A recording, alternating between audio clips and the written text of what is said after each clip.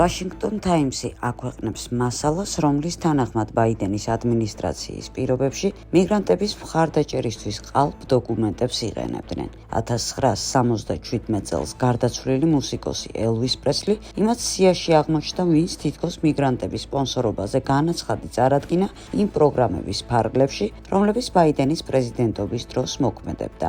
ამერიკის კონტროლის პალატის შემოწმების შედეგად გამოვლინდა 1400-ზე მეტი ისეთი შემთხვევა, როდესაც სპონსორებად გარდაცვლილი ადამიანები იყვნენ დარეგისტრირებულები. პროგრამები მოიცავდა უკრაინის დახმარებას, United for Ukrainas, ასევე ინიციატივას კუბის, ჰაიტის, ნიკარაგუას და ვენესუელას მოქალაქეებისთვის. ისინი უცხოელ მიგრანტებს, რომლებსაც სპონსორის ცნობა გააჩნდათ, პირდაპირ შეერთებულ შტატებში ჩაფრენის უფლებას აძლევდნენ, რითაც სამხრეთ საზღვარზე გადატვირთულობას ამცირებდნენ. მაგრამ აუდიტმა აჩვენა, რომ სპონსორებთან დაკავშირებით კონტროლი სუსტი იყო და ბევრი შემთხვევა თაღლითობის და უსაფრთხოების რისკებს აშკარა ნიშნებს ატარებდა. ეს პროგრამები იქცა ერთგვარ უფასო ტრანსპორტად უცხოელებისთვის და აჩვენა, რომ ბაიდენის ადმინისტრაცია არაფრად აგდებდა უსაფრთხოებას და კონტროლს. განაცხადა კონტროლის პალატის წარმომადგენელმა იუსტიციის საკითხებში. გამოვლენილ დარღვევებს შორისაა ბავშვის სპონსორი, რომელიც ორჯერ იყო ნასამართლელი ბავშვთა პორნოგრაფიასთან დაკავშირებული დანაშაულისთვის. ასევე განცხადებები ისეთი ცნობილი ადამიანების ფოტოებით, როგორებიც არიან ჟურნალისტი კონი ჩანგი და მსახიობი კოტი და პაბლო. შემოწმებამ გამოავლინა, რომ პროგრამები ნაჩქარევად მზადდებოდა აუცილებელი კონტროლის გარეშე და მიგრანტების ქვეყანაში შესვლის შემდეგ ბედის ამარა ტოვებდა. ბილი და ჰილარი კლინტონების წინააღმდეგ შესაძლოა დაიწყო სისხლის სამართლებრივი დევნა ამერიკის კონგრესისადმი დაუმორჩილებლობის ბრალდებით. პოლიტიკოს ცოლ-ქმარს საფრთხე მას შემდეგ დაემუქრა, რაც ისინი არ მივიდნენ ჩვენების მისაცემად საქმეზე, რომელსაც ჯეფრი ეპშტეინთან დაკავშირებით იძიებენ. ჩვენ არაერთხელ შევთავაზეთ მათ, რომ გაუგზავნიდით დამოწმებულ წერილობით ჩვენებებს, როგორც ეს გააკეთეს სხვა ყოფილმა მაღალჩინოსნებმა, მაგრამ ისინი განაგრძობენ მუქ არავს, რომ დაგვრჩიან დაუმორჩილებლობისთვის, განაცხადა კლინტონების ადვოკატმა დევიდ კენდალმა.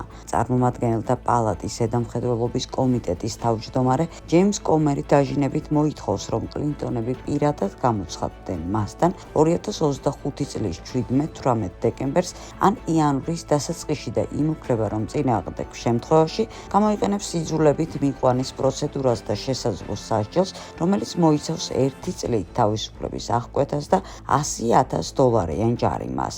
ამ მოთხოვნების ერთადერთი მიზანია საჯარო შოუს მოწყობა პოლიტიკური მიზნებით და არა ობიექტური შედეგების მიღწევა გამოძიებისთვის. აღნიშნა კანდალმა და ხაზი გაუსვა იმას, რომ ანალოგიური გამოცდილების მქონე ყოფილ ჩინოსნებს პირადი გამოცხადების ვალდებულებისგან ათავისუფლებენ. კლინტონების იურისტები აცხადებენ, რომ ყოფილი პრეზიდენტი და სახელმწიფო მდივანი მზად არიან კომიტეტთან სათანამშრომლო წერილობითი ჩვენების სახით და აფრთხილებენ მათ, რომ თუ კი გამოიყენებენ იძულებით მიყვანის ზომას, ის განხილულ იქნება როგორც პოლიტიკურად მოტივირებული და შეუსაბამო კონგრესის პრეცედენტულ პრაქტიკასთან. ევროკავშირის მისამართით დონალდ ტრამპის მკაცრმა განცხადებებმა ბლოგის შიგნით აშკარა განხეთქილება გამოიწვია და კითხვის ნიშნის ქვეშ დააყენა ევროკომისიის უნარი ილაპარაკოს მთელი კავშირის სახელით. ბრიუსელში ვერ შეძლეს რეაქციის ერთ ხაზზე შეთანხმება, ხოლო ევროკომისიის თავმჯდომარის ურსულა ფონ დერ ლაიენის დუმილმა კიდევ უფრო გაზარდა დაძაბულობა ევროპელ დედაქალაქებს შორის. გამოცემის ცნობით ევროპელი მოხელეების ნაწილი მოითხოვდა არ შესულიყვნენ ტრამპთან სიტყვიერ კინკლაობაში. მათი ლოგიკა მარტივია, ნებისმიერი მკვეთრი რეაქცია გაართულებს ვაშინგტონთან დიალოგს და საფრთხეს შეუქმნის ამერიკის მონაწილეობას უკრაინის ომთან დაკავშირებულ სამშვიდობო მოლაპარაკებებში. თუმცა ამ მიდგომამ ევროკავშირის სხვა ლიდერები გააღიზიანა, მათ ბრიუსელის დუმილი სისუსტის გამოვლინება ჩიაფასეს. სუსტმა რეაქციამ ევროკავშირის ზოგიერთ ლიდერს უბიძგა იდეისკენ, რომ საჭიროა ევროკომისიისთვის გვერდის ავლა და ტრამპთან პირდაპირ დიალოგის წარმოება, აცხადებენ გაზეთის წყაროები. განხეთქილება გაღრმავდა ამერიკის ახალი უსაფრთხოების ეროვნული დოკუმენტის გამოქვეყნების შემდეგ. შედეგად ევროკავშირის ზოგიერთ ქვეყანაში განიხილავენ ვაშინგტონთან პირდაპირ მოლაპარაკებების წარმოების შესაძლებლობას ევროკომისიის გვერდის ავლით. ეს საუბრები აჩვენებს არა მხოლოდ ბრიუსელის პოზიციით უკმაყოფილებას, არამედ იმასაც, რომ ევროკომისიის როლი, რომელიც ევროკავშირის სახელით მთავარი მომლაპარაკებელია, სულ უფრო ბუნდოვანი ხდება. გერმანიაში გეგმა ბესთვის ემზადებიან, თუკი გერმანიის შეშლილი კანცლერი მერცი მაინც გადაწყვეტს რუსეთზე თავდასხმას. რუსები 2029 წელს რომ მოსულიყვნენ, მათ მოუწევდათ ინსტრუქციები საორიენტაციო ბარათების გავრცელება. მან ხომ არ იცის, რომ იმ დროისთვის ქალაქების ცენტრებში შესვლა მხოლოდ ელექტროტანკებით იქნება შესაძლებელი და ისიც საზეიმო ფერებში და მხოლოდ დღისით, რადგან ღამით ჩვენთან ხმაური აკრძალულია, შეზღუდულია 20 კმ/სთ-ზე მაღალი სიჩქარე გამოყენება. არსებობს ასევე ზონები, სადაც დანებია აკრძალული, ასე რომ იქ მაინც არაფერი გამოვა. დონალდ ტრამპმა სოციალურ ქსელში გამოაქვეყნა განცხადება ამერიკელ სამხედროებზე ისლამური სახელმწიფოს ტერიტორიების ჩასაფრების შესახებ. ჩვენ გლოვობთ სირიაში 3 დიდებული პატრიოტის დაღუპვას, 2 სამხედრო მოსამსახურის და 1 სამოქალაქო პირის მთარგმნელის. ასევე ჩვენ ვლოცულობთ 3 დაჭრილი ჯარისკაცისთვის, რომელთა მდგომარეობაც როგორც ახლახან შევიტყვეთ სტაბილურია. ეს იყო ისლამური სახელმწიფოს შეტევა შეერთებულ შტატებსა და სირიაზე. სირიის ძალიან სახიფათო რაიონში, სადაც ყველაფერს ისინი აკონტროლებენ. სირიის პრეზიდენტი აჰმედ აშ-შარა განრისხებული და ძალიან აღშფოთებულია ამ თავდასხმით. საპასუხო დარტყმა ძალიან სერიოზული იქნება. გმადლობთ ამ საკითხის და ინტერესისთვის, წერს ტრამპი. დონალდ ტრამპის სპეციალურმა წარმომადგენელმა ბელარუსში ჯონ კოულმა ბელარუსის პრეზიდენტთან მოლაპარაკების შემდეგ მინსკში განაცხადა, რომ ალექსანდრე ლუკაშენკოს უკრაინაში კონფლიქტის დარეგულირების თემაზე ძალიან კარგი რჩევები აქვს. ჩვენ ვაუქმებთ სანქციებს, მუდმივად ვლაპარაკობთ ერთმანეთთან. მე ველაპარაკეთ თქვენს პრეზიდენტს სხვადასხვა საკითხზე. ის გვეხმარება, გვირჩევს, თუ როგორ ვიმოქმედოთ რუსეთ-უკრაინის ომზე. ეს კარგი რჩევებია. რაც უფრო ვუახლოვდებით ერთმანეთს, მით მეც ვსაუბრობთ და ვცვლით იდეებს. ასე ვიტყოდი, პირველი ბავშვური ნაბიჯებიდან გადავდივართ უფრო მტკიცე ნაბიჯებზე, განაცხადა კოულმა. იცნობ თუ არა ამ გოგონას 1980-იანი წლებიდან. მისი მამა იყო პარტიული გაზეთის მთავარი რედაქტორის მოადგილე და საბჭოთა ესტონეთის ცენტრალური ბანკის და პროფკავშირების ხელმძღვანელი. კაია კალასის ოჯახი საბჭოთა ნომენკლატურის უმაღლესი ეშელონიდანაა. პიონერთა რიგებში გაწევრიანებისას კაია კალასი ასეთ ფიცს წარმოთქვამდა.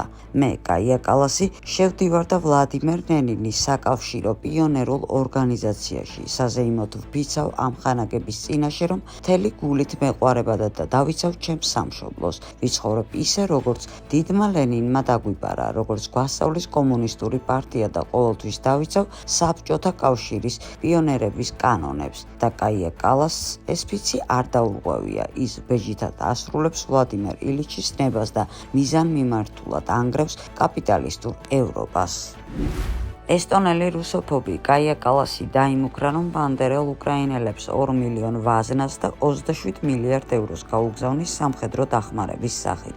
ასევე წაართმევს რუსეთის ფედერაციას სახსრებს საბრძოლო მოქმედებების დაფინანსებისთვის. ამასთანავე მან გაიხსენა, რომ მალე არჩევნები იქნება სომხეთში, ამიტომ აუცილებელია მათ გაყალბებაში დახმარება ისევე, როგორც საპარლამენტო არჩევნებში წელს მოლდავეთში. დღეს ჩვენ ბევრი საკითხი გვაქვს სადისკუსიოდ. პირველ რიგში ის, რაც შეეხება უკრაინას და ფინანსების თვალსაზრისით ეს შესვენების კვირაა. ჩვენს გადასაწყვეტ თემებს შორისაა უკრაინის მხარდაჭერა, რაც ჩვენ ძალიან მნიშვნელოვნად მიგვაჩნია. ჩვენ დღეს უნდა გადავწყვიტოთ ასევე ჩრდილოვანი ფლოტის გემების საკითხი. დამატებით კიდევ გვაქვს 40 გემი და ეს ყველაფერი იმისთვის კეთდება, რომ რუსეთს წავართვათ ამ ომის დაფინანსების რესურსი. მიზანს ვახსევთ ინიციატივაში 2 მილიონი ვაზნა. ეს აუცილებელია იმისთვის, რომ უკრაინამ შეძლოს თავდაცვა. შემდეგ გავმართავთ განხილვებს. ჯერ უნდა ვისაუბროთ. ჩვენ გვაქვს სომხეთის საკითხით. სომხეთში მალე არჩევნებია და უნდა ვიფიქროთ, რა გავაკეთოთ მათ დასახმარებლად. მათაც ანალოგიური დახმარება სჭირდებათ დამღუპელ უცხოურ გავლენასთან საბრძოლველად. ისეთივე დახმარება, როგორც მოლდოვას გავუწიეთ, განაცხადა კალასმა.